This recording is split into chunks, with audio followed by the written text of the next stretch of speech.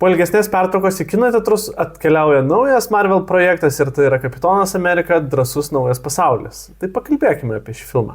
Šio filmo istorija yra tiesiogiai susijusi su anksčiau išleistu serialu, kuris vadinasi Sakalas ir Žiemos karys.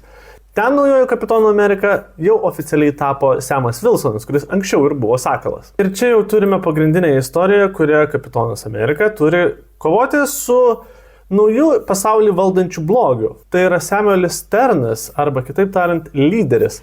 Čia šiek tiek jisai yra pakeistas nuo komiksų variantų ir net sakyčiau ne šiek tiek, o pakankamai smarkiai. Ir tai nutiko būtent per perfilmavimus. Būtent šie perfilmavimai buvo daromi dėl to, kad pirminė filmo versija nepatiko tiksliniai grupiai ir tai labai matosi filme. Buvo galima pastebėti, kad yra tam tikrų scenų, kuriuose iš esmės matai tik tai tam tikrų personažų kampus, šiek tiek galbūt galvos, bet atrodo, kad jie net nebūna vienam kambaryje. Dėmesio centre taip pat atsiduria ir naujasis Jungtinių valstijų prezidentas Tadėjusas Rosas, kuris anksčiau buvo generolas Rosas, tas, kuris medžiojo Hulką. Incredible Hulk filme ir taip galima sakyti, kad oficialiai Incredible Hulk buvo priimtas į Marvel visatą, nes visi ten vykę įvykiai, tai yra Hulko ir Abomination šlikštynės, turbūt taip išversta lietuviškai buvo kova Harleme, ji jau buvo rodomi ir šiame filme. Šiuo atveju Tadėjusą Rosą suvaidino Harrisonas Fordas, kuris atrodo gerokai gyvesnis negu prieš tai buvusiame Indiana Joneso filme.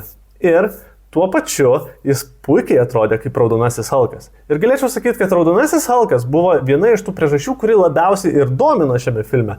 Ir pati geriausia iš esmės filmo dalis buvo, kai Raudonasis Hulkas stojo į kovą su Kapitonu Amerika. Buvo vienas momentas toje kovoje, kai pagalvojau, kad Kapitonas Amerika pasidarys kaip juodoji našlė ir eis lygiai taip pat raminti Raudonojo Hulko, kaip juodoji našlė ramino paprastąjį Hulką, bet ačiū Dievui tai nenutiko ir galiausiai viskas pasibaigė, na taip, pabaiga tokia, bendraja prasme filmo veiksmas visai nieko. Visa kita istorija tikrai šlubuoja, tie perfilmavimai vis dėlto jaučiasi, todėl, sakyčiau, filmas vidutiniškai geras.